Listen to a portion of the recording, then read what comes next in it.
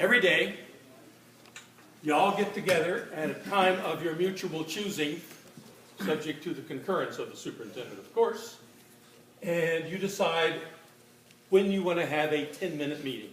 Some people do it at 6 in the morning, 7 in the morning, 9:30, when the truck comes and all their crews are off noshing off the truck. Some people do it at noon, some people do it at the end of the shift. You decide, it's totally up to you. But whenever that is, each day what you do is, let's say it's Tuesday, you go back and you say, okay, did we do this yesterday? And the foreman makes one line across.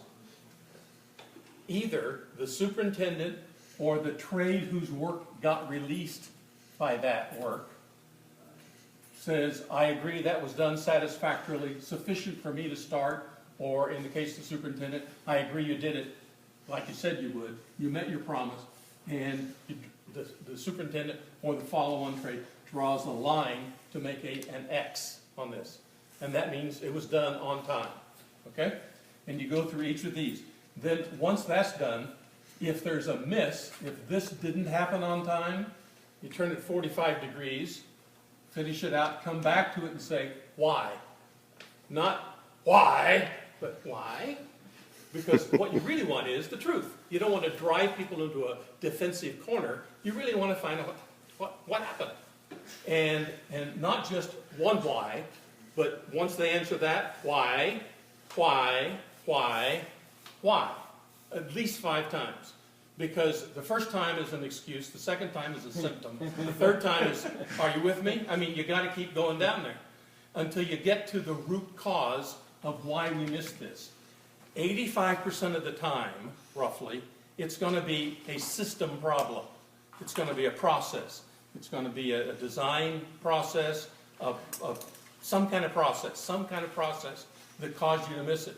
Like, remember when I said I was that guy and it was rarely my fault? In point of fact, very often it's not your fault.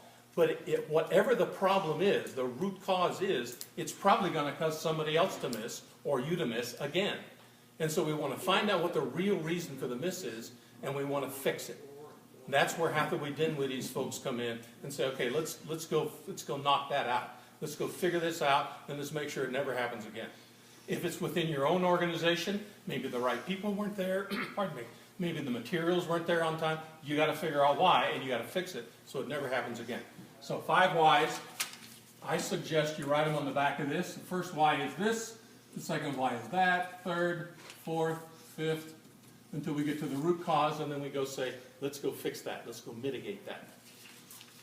And then if we have to make an adjustment, does this impact anybody else? Okay, immediately we make an adjustment.